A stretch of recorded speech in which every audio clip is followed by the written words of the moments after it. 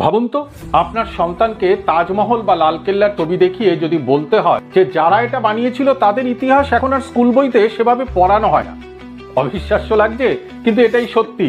এনসিইআরটির বই থেকে ধীরে ধীরে মুছে ফেলা হচ্ছে মুঘল সাম্রাজ্যের ৩০০ বছরের ইতিহাস।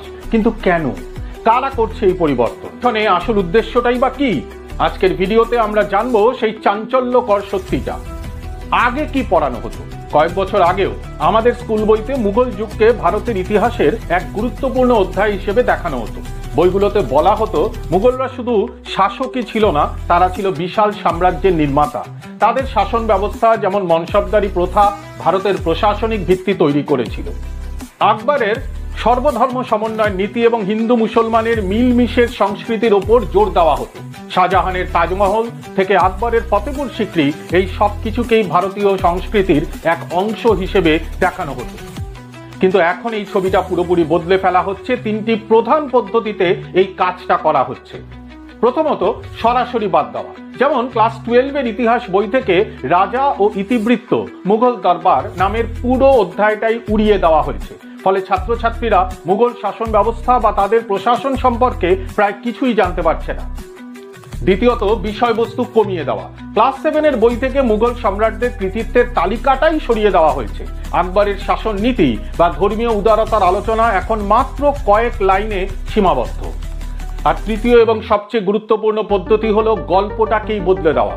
এখন মুঘলদের আর শাসক হিসেবে নয়, বরং বিদেশি আক্রমণকারী হিসেবে চিত্রিত করা হচ্ছে।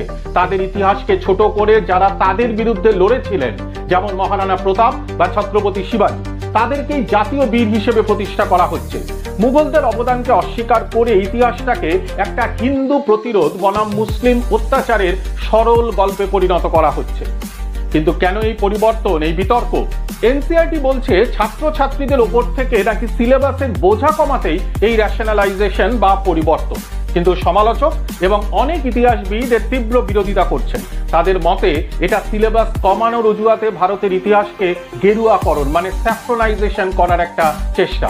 তাদের অভিযোগ, বেছে বেছে শুধু মুসলিম শাসকদের ইতিহাসটাই বাদ দেওয়া হচ্ছে যাতে একটা বিশেষ রাজনৈতিক মতাদর্শ প্রতিষ্ঠা করা যায়। এই মতাদর্শ অনুযায়ী হিন্দুরাই ভারতের একমাত্র ভূমিপুত্র এবং মুসলিমরা কেবলই বহিরাগত। তাহলে প্রশ্নটা হলো, এই পরিবর্তন কি শুধুই সিলেবাসের বোঝা কমানো, নাকি ভারতের বহুত্ববাদী পরিচয়কেই মুছে ফেলার একটা গভীর ষড়যন্ত্র? একটা গোটা সাম্রাজ্যের ইতিহাসকে এভাবে মুছে ফেলা কি আমাদের ভবিষ্যৎ প্রজন্মের জন্য সঠিক? আপনার কি মনে হয়? আপনার মতামত আমাদের অবশ্যই কমেন্ট বক্সে জানান। ধন্যবাদ।